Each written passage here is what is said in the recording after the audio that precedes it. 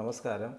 The path is the goal എന്ന discussion സീരീസിൻ്റെ അടുത്ത സെഷനിലേക്ക് ഏവർക്കും സ്വാഗതം. നമുക്ക് ആദ്യം തന്നെ മെഡിറ്റേഷൻ ചെയ്യാം. കണ്ണുകളടച്ച് ശാന്തമായിരിക്കൂ. ഭൂമി മാതാവിനോടും അന്തരീക്ഷത്തോടും സർവചരാചരങ്ങളോടും കൃതജ്ഞത രേഖപ്പെടുത്തൂ.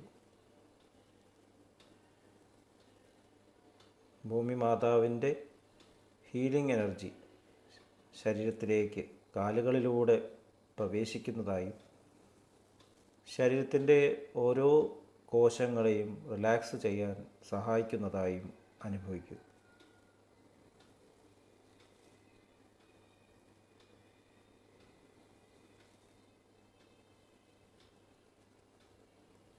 ശരീരം പരിപൂർണമായും റിലാക്സ്ഡ് ആയതായി അനുഭവിക്കൂ. ഈ റിലാക്സേഷൻ ഹൃദയത്തിൽ അനുഭവിക്കൂ. ശ്വാസം ദീർഘമായി ഉള്ളിലേക്ക് എടുക്കും. ഹൃദയത്തിൽ സ്നേഹം നിറയുന്നതായി അനുഭവിക്കൂ. ശ്വാസം പുറത്തേക്ക് വിടുമ്പോൾ പ്രപഞ്ചം മുഴുവൻ സ്നേഹം വ്യാപിക്കുന്നതായി അനുഭവിക്കൂ.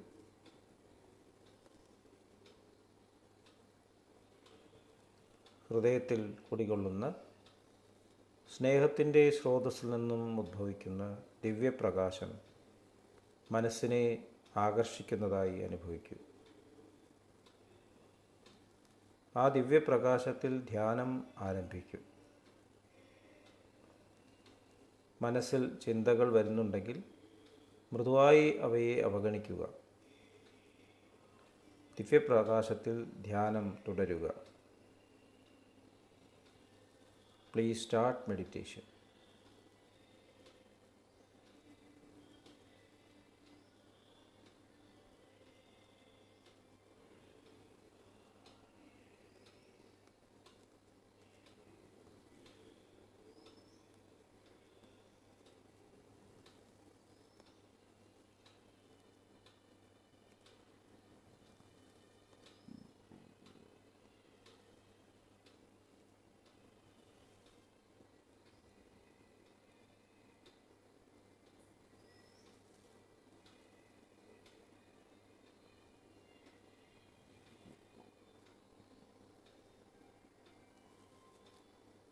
ഓക്കെ, ആ കണ്ടീഷൻ ഹൃദയത്തിൽ നിലനിർത്തി പതുക്കെ കണ്ണുകൾ തുറക്കൂ.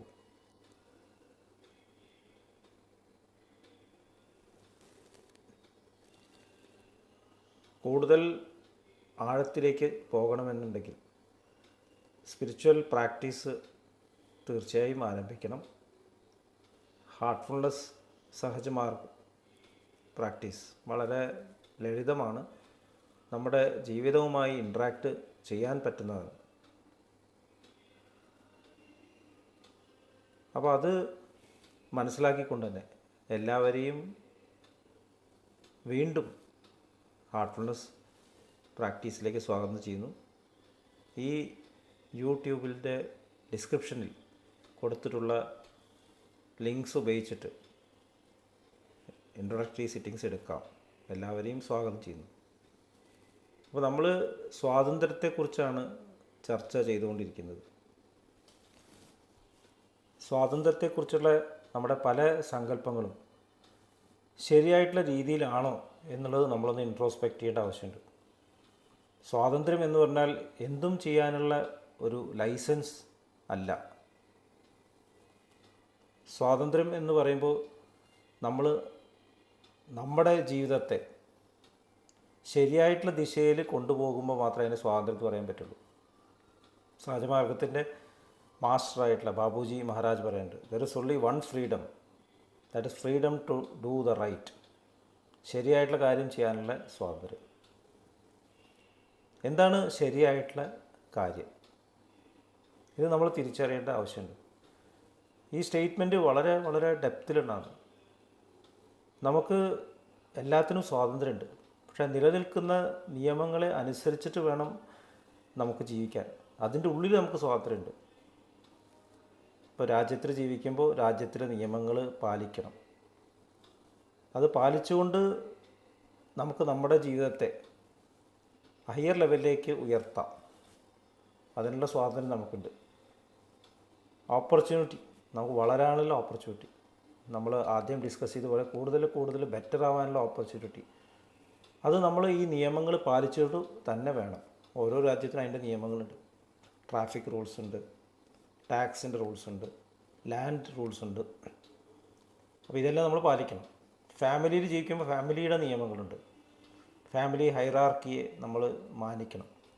അച്ഛനും അമ്മയും പറയുന്ന കാര്യങ്ങൾ കേൾക്കുക. കുട്ടികൾ അവർ പറയുന്ന രീതിയിലുള്ള ജീവിതം, അത് അനുസരിച്ചുകൊണ്ട് തന്നെ നമുക്കുള്ളിലുള്ള വളർച്ച കൊണ്ടുവരാൻ സാധിക്കും. ഒരു സംശയമില്ല. അപ്പോൾ സ്വാതന്ത്ര്യത്തിൻ്റെ അടിസ്ഥാനം സ്നേഹമായിരിക്കണം, ലവ് ആയിരിക്കണം. നമ്മൾ പരസ്പര സ്നേഹമില്ലാതെ, വിശ്വാസമില്ലാതെ അവിടെ ഒരു സ്വാതന്ത്ര്യം ഉണ്ടോ? പ്രകൃതിയെ നോക്കിയാൽ അറിയാം. പ്രകൃതിയിലുള്ള എല്ലാ വിഭവങ്ങളും നിയമങ്ങളെ പാലിച്ചിട്ടാണ് ജീവിക്കുന്നത്.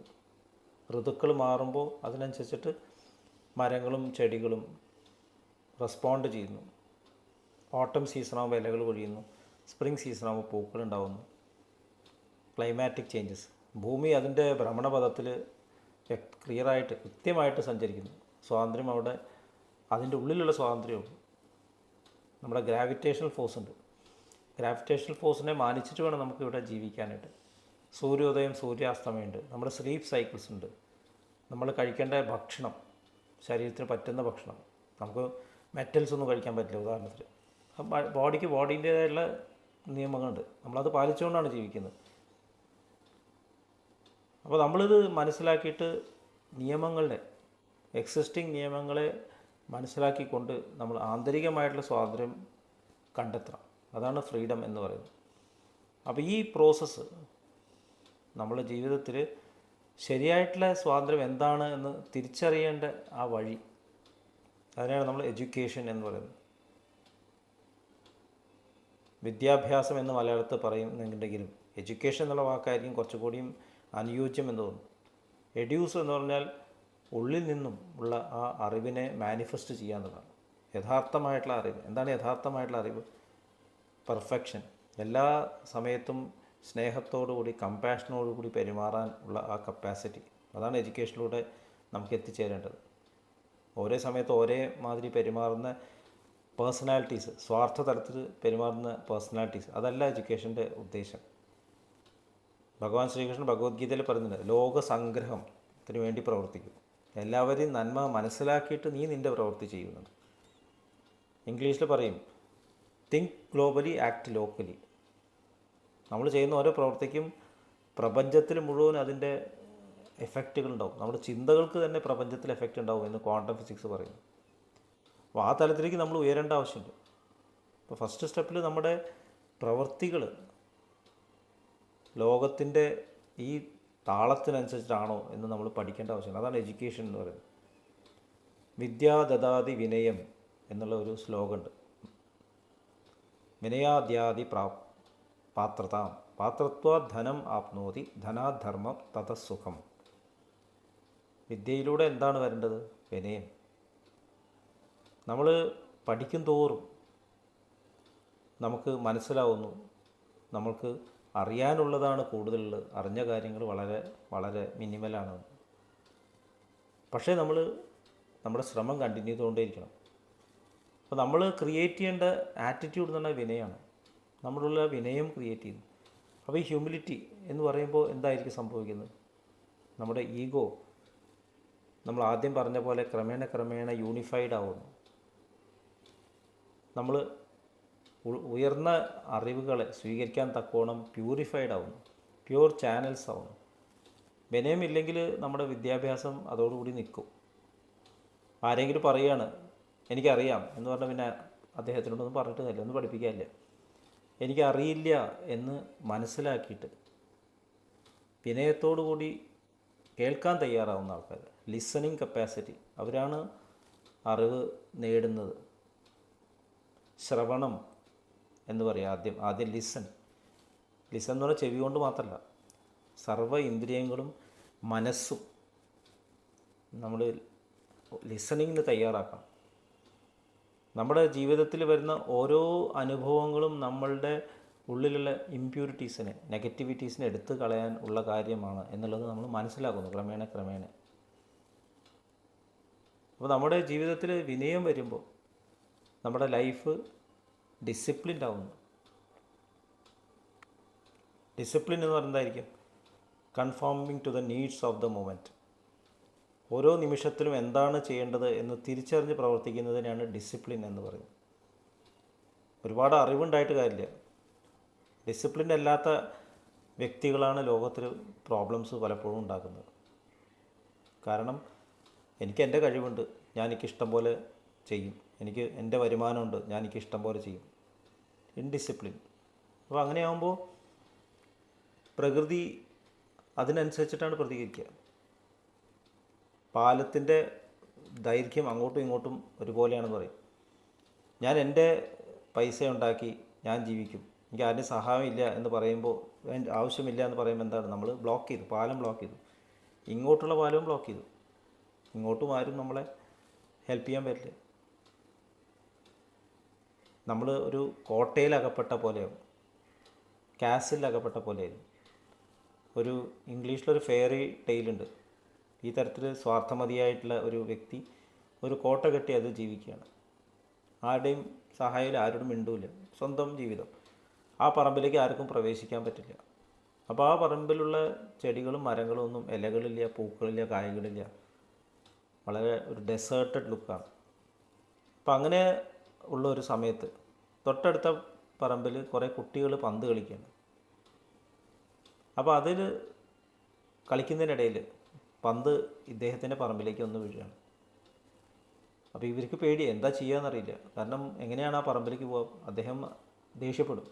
അപ്പോൾ ഒരു കുട്ടി എങ്ങനെയോ ധൈര്യത്തോട് കൂടിയിട്ട് മതിലിലൂടെ ചെറിയൊരു ദ്വാരമുണ്ട്, അതിലൂടെ നൂണ്ട് കയറിയിട്ട് ഈ പന്തെടുക്കാൻ ചെന്നപ്പോൾ ഈ വ്യക്തി പുറത്തേക്ക് ഇറങ്ങി വന്നു. ആരാണ് എൻ്റെ പറമ്പിൽ കയറിയത് എന്ന് പറഞ്ഞ് വളരെ ദേഷ്യത്തോടെ സംസാരിച്ചു. അപ്പോൾ ഈ കുട്ടി പേടിച്ചിട്ട് ഓടി ഒരു മരത്തിൻ്റെ മുകളിലേക്ക് കയറി. ഈ കയറുന്ന വഴിക്ക് മരം കായ്ച്ചു, പൂത്തു, ഇലകളൊക്കെ ഉണ്ടായി എന്നാണ് കഥ പറയുന്നത്. അപ്പോൾ അദ്ദേഹത്തിൻ്റെ മിസ്റ്റേക്ക് അപ്പോഴാണ് മനസ്സിലാക്കുന്നത്. അതിനുശേഷം കോട്ടയുടെ വാതിലുകളെല്ലാം തുറന്നു വിട്ടു, ഗേറ്റ് തുറന്നു വിട്ടു, ആൾക്കാർക്ക് പ്രവേശനം നൽകി എന്നാണ് പറയുന്നത്. അപ്പോൾ ഇതൊരു മെറ്റാഫറാണ്, പക്ഷേ ഇത് വളരെ ഇമ്പോർട്ടൻ്റ് ആയിട്ട് തത്വം കാണിക്കുന്നു. നമ്മൾ മനസ്സ് എല്ലാ തരത്തിലുള്ള അറിവുകൾക്കും തുറക്കണം എന്നുണ്ടെങ്കിൽ നമ്മൾ ആദ്യം വിനയാന്വിതനാവണം. എൻ്റെ ജീവിതത്തിൽ വന്നിട്ടുള്ള എല്ലാ കാര്യങ്ങളും എനിക്ക് പ്രകൃതിയുടെ, പ്രപഞ്ചത്തിൻ്റെ ഹെൽപ്പ് കൊണ്ട്, സഹായത്തോടു കൂടിയാണ് ഉണ്ടായതെന്ന് മനസ്സിലാവണം. ഇതാണ് ഗ്രാറ്റിറ്റ്യൂഡ് എന്ന് പറയുന്നത്. ഞാൻ ഒറ്റയ്ക്കൊന്നും ചെയ്യാൻ പറ്റില്ല. ഞാനിവിടെ ഇരിക്കണം എന്നുണ്ടെങ്കിൽ ഗ്രാവിറ്റി വേണം, എനിക്ക് ആരെയും ഭക്ഷണം ഉണ്ടാക്കി തരണം, ശ്വാസം വലിക്കാൻ ഓക്സിജൻ വേണം, വെളിച്ചം വേണം. നമ്മൾ ആലോചിച്ച് പോകും. എനിക്ക് സംസാരിക്കാനുള്ള കഴിവ് വേണം, ശരീരത്തിലെ എല്ലാ ഭാഗങ്ങളും പ്രവർത്തിക്കണം. അപ്പോൾ എനിക്ക് ഒറ്റയ്ക്ക് എന്താ ചെയ്യാൻ പറ്റുക? എൻ്റെ ശരീരത്തിലെ കോശങ്ങൾ പാർട്ടിസിപ്പേറ്റ് ചെയ്യണം. ഇതുകൊണ്ടാണ് നമ്മൾ സെഷൻ തുടങ്ങുമ്പോൾ തന്നെ ഗ്രാറ്റിറ്റ്യൂഡ് അറിയിക്കുക എന്ന് പറയുന്നത്. അപ്പോൾ ഈ തരത്തിലുള്ള ഒരു വിനയം നമ്മളുടെ മനസ്സിനെയും ഹൃദയത്തിനെയും ഓപ്പൺ ചെയ്യുന്നു. നമ്മളിലേക്ക് കൂടുതൽ അറിവ് ഒഴുകി വരാൻ നമ്മൾ തയ്യാറാവുന്നു. അപ്പോൾ അങ്ങനെയാണ് നമ്മൾ ഒരു ഡയമെൻഷനിൽ നിന്ന് അടുത്ത ഡയമെൻഷനിലേക്ക് യാത്ര ചെയ്യുന്നത്. അങ്ങനെയാണ് നമ്മൾ ശരിയായിട്ടുള്ള ഉയർച്ച. അപ്പോൾ നമ്മളൊരു കംഫോർട്ട് സോണിൽ കുടുങ്ങി കിടക്കുകയാണ് എന്നുള്ളതൊന്നും മനസ്സിലാക്കുന്നില്ല. അതാണ് കഷ്ടം. ഞാൻ സ്വതന്ത്രനാണെന്ന് വിചാരിക്കുമ്പോൾ ഞാൻ ശരിക്കും ബന്ധനസ്ഥനാണ്. ഞാൻ എൻ്റെ സ്വാർത്ഥതയുടെ കോട്ടയിൽ ബന്ധനസ്ഥനാണ്. നേരെ മറിച്ച് തുറക്കുമ്പോൾ, നമ്മൾ ഹമ്പിളാവുമ്പോൾ, ആക്സെപ്റ്റൻസ് ഉണ്ടാകുമ്പോൾ, ജീവിതാനുഭവങ്ങളെ സ്വീകരിക്കാൻ തയ്യാറാവുമ്പോൾ നമ്മൾ അറിയാതെ സ്വതന്ത്രരാകുന്നു. കാരണം നമ്മൾ ഏതെങ്കിലും ഒരു സ്ഥലത്തോ അല്ലെങ്കിൽ ലൊക്കാലിറ്റിയിലോ ബന്ധനസ്ഥരല്ല. നമ്മൾ ആക്സെപ്റ്റ് ചെയ്യുന്നു.